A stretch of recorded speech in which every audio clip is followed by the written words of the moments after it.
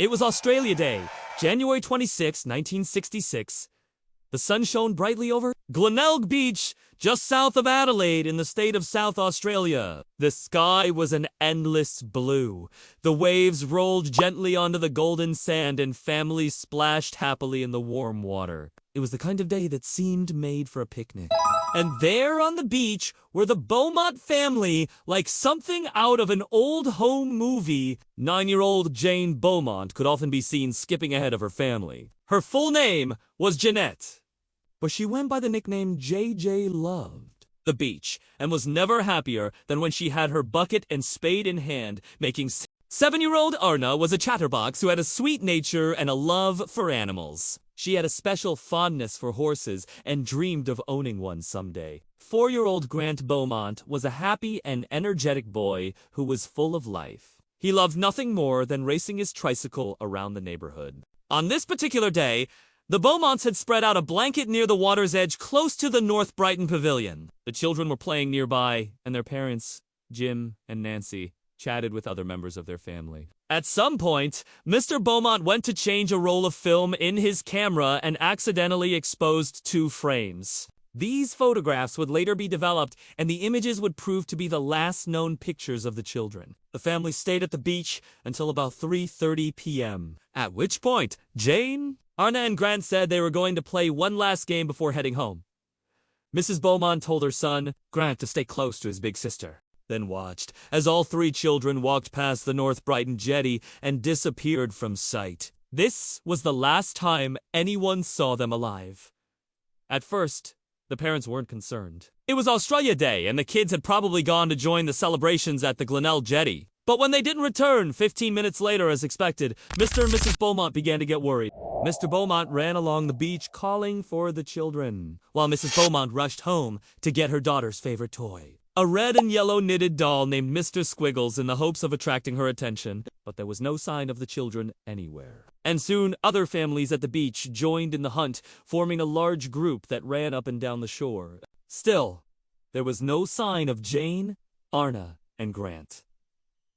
By 6:30 p.m., the group had found nothing but a hat and 3 pairs of shoes, none of which matched. That's when the Beaumonts knew they had to act fast. They called the police and reported their children missing. Soon, hundreds of officers were searching the area, and divers combed through the murky water. As night fell, the search continued under the bright beams of floodlights. A local paperboy even offered to deliver messages to the homes of people living along the coast, in case someone had seen the children.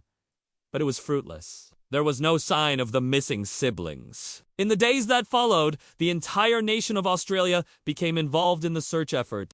This was a massive operation, unprecedented in the country's history. Every available police officer was involved, as well as thousands of volunteers. But despite the best efforts of everyone involved, the Beaumonts were never found, and the case remains open to this day. There have been many theories over the years, but none has ever been proven. Perhaps the most compelling piece of evidence came from a woman who claimed to have seen a tall, thin, blonde man with the children after they left the family's car. However, despite this and other eyewitness accounts, no suspect has ever been identified. Now, nearly 57 years later, the haunting questions remain unanswered. Where are the Beaumont children? What happened to them? Did they wander off and get lost? Or were they taken by foul play? These questions have kept the public fascinated and have inspired countless theories. Some believe that the children simply wandered off and became lost. Others believe that they were taken by a stranger. There have even been theories that the children were taken by aliens. While the case remains officially unsolved, the legacy of the Beaumont children lives on. Their story has had a profound impact on Australian law, leading to changes in the way missing persons are dealt with. Their story is a reminder of the importance of protecting our most vulnerable citizens and the need for justice in our society. Every year on Australia Day, people gather at Glenelg Beach to remember the Beaumont children. They remember Jane, the eldest sister, a bright and cheerful girl who loved the beach. They remember Arnna, the middle child, who had a big heart and a love for animals. And they remember Grant, the youngest, who was full of energy and life. They may have been taken from us, but they will never be forgotten. The search for answers continues, and hopefully one day we will know what happened to these beautiful children. Until then, we remember their names. Thank you for watching this episode of Story Heaven. If you enjoyed this story, please make sure to leave a like and subscribe for more amazing content.